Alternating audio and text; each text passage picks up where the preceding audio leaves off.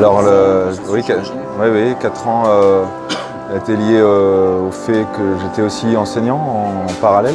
Pendant pas mal d'années, j'étais donc professeur d'art plastique à temps partiel du coup. Et donc c'est ce qui explique en partie le fait que les albums ont pris du temps à se faire. Après, il se trouve qu'ils sont gros, qu'ils demandaient notamment Florida, beaucoup de recherche, de mise en lien, en l'occurrence sur Florida aussi avec des historiens qui ont enrichi beaucoup les choses, et ces mises en lien-là prenaient aussi un certain temps. Oui, je pense que c'est le genre de choses que peuvent vivre les gens qui font des thèses ou des choses comme ça, où on a des phases effectivement où on se perd un peu dans la recherche, qui sont en même temps des phases parfois très excitantes, parce qu'on découvre des pelotes déroulées extrêmement passionnantes, et après il y a des phases effectivement un peu de découragement quand on voit l'ampleur de la tâche qui attend encore, de là où on en est seulement.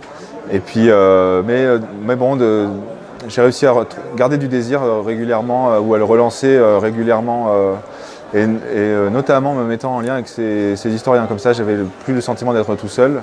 L'histoire se faisait aussi en termes de recherche avec des découvertes au moment même où je faisais l'album. Par exemple, il y a une épave qui a été découverte au large de la Floride, et ça faisait déjà 2 ans que je travaillais sur le livre. Et il se trouve que dans cette épave, il y a des canons et une colonne aux armes de la France qui a été retrouvée. Donc vraisemblablement, ce serait un des bateaux du commandant Ribaud dont je parle dans l'album. Et donc c'était une découverte assez incroyable, et la colonne en question, je la représentais dans l'album. Et je pouvais me baser jusqu'alors juste à partir d'une gravure.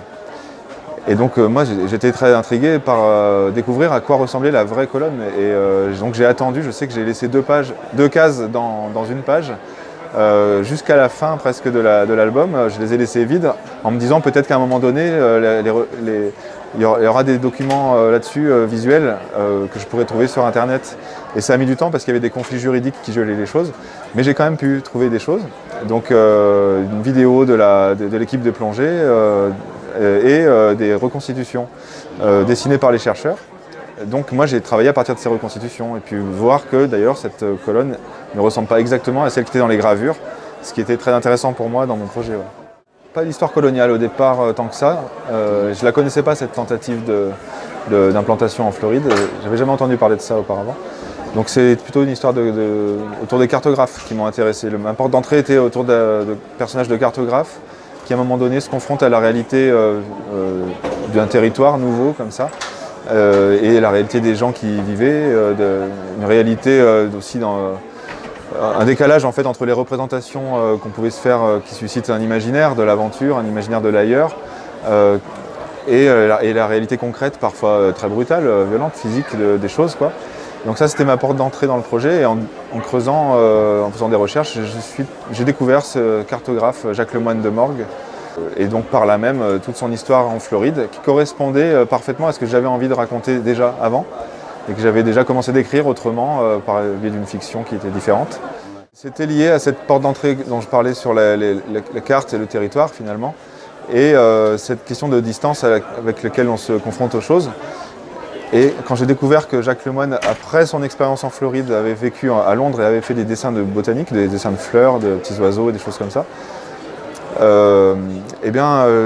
j'ai interprété ça comme étant un moyen de se réfugier dans des images inoffensives. Et en fait, j'ai tout de suite eu un point de vue sur ça, qui du coup est mon interprétation, bien sûr. Donc je ne sais pas dans la réalité si ces personnages avaient vraiment été traumatisés par son expérience. Mais j'en ai fait un personnage comme ça, et j'ai pu articuler, c'était très important pour moi, ces dessins de fleurs, c'est vraiment ce qui a fait, je crois, qui a déterminé au bout du compte qu'il fallait que je travaille sur lui, parce que j'avais un autre rapport de distance aux choses, tout à coup, que je n'avais pas dans mes envies initiales, pas anticipées, et qui était fascinante. Et puis il y avait ces gravures qui sont faites à la fin de sa vie, suite à son expérience, et qui posent plein de questions problématiques, assez passionnante aussi. Bien sûr, je sais bien pourquoi j'ai raconté ça. C'est aussi en résonance avec, et essayer de faire réfléchir sur le rapport à nos représentations et à tous ces problèmes de fake news potentiels, etc. bien sûr. Le rapport même à l'imprimerie que j'évoque dans le livre, il est en résonance avec Internet, avec le fait qu'à un moment donné, une innovation technologique majeur va complètement transformer la façon de diffuser une connaissance et d'influer aussi sur les opinions, enfin, sur des représentations mentales, sur un imaginaire, et qu'il n'y a plus les mêmes hiérarchies finalement d'informations. Enfin, tout ça est bousculé, disons. Il y a une plus grande horizontalité, si on veut utiliser ce mot-là, qu'on emploie pour Internet aujourd'hui, mais déjà avec l'imprimerie par rapport à ceux qui étaient en capacité de diffuser du savoir, il y avait déjà quelque chose qui s'est bousculé énormément à l'époque, quoi.